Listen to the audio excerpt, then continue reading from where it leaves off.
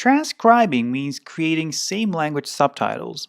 Okay, but what do we need transcripts for? Well, same language subtitles help in three ways. They allow deaf and hard of hearing viewers to access the talk. They help to spread the ideas in the talk online because once a video has a transcript, it will show up in Google when people search for related topics. And finally, once a talk has a transcript, it can be translated into other languages and set free into the world. So, okay, what's transcribing like? Generally, while transcribing, you'll type down what you hear and set up the time when the subtitle shows up and when it disappears. However, there are a few other simple rules to keep in mind while you're working on your transcript.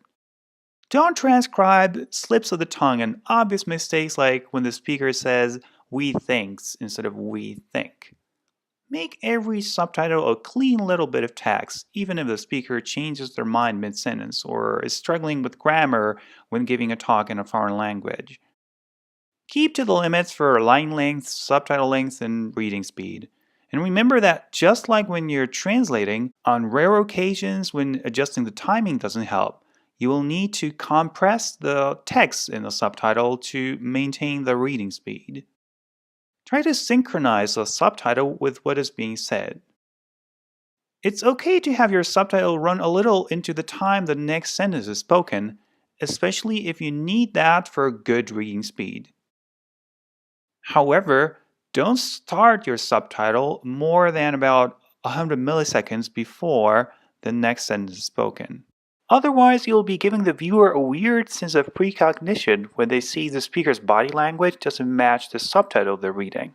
Oh, and try not to let the subtitle stay on the screen longer than about 1 second after the speaker says the equivalent bit of speech. Don't end the subtitle with a bit of the next sentence. As much as possible, make your subtitles full sentences or clauses.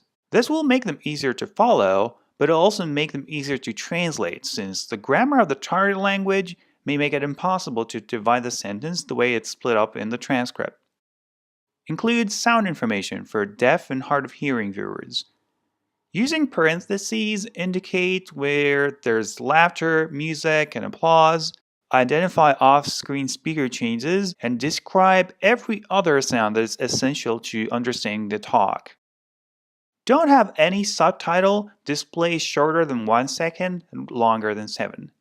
For longer bits of music or applause, just let the sound information display for the first 3 seconds and then indicate when the sound ends. If there is on-screen text in the language of the talk, like embedded subtitles in a video played on the stage, transcribe this text if it's possible without overlapping other subtitles. This will allow that on-screen text to be translated in other languages. And to indicate that it's on-screen text and not what the speaker is saying, use square brackets. Do some research to get the right spelling of the proper names used in the talk. If you can't make out what the speaker is saying, ask in the iTranscribe TEDx Talks group or in your languages group on Facebook.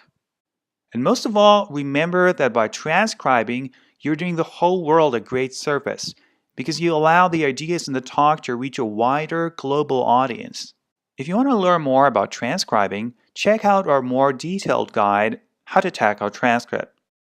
And for now, happy transcribing and translating!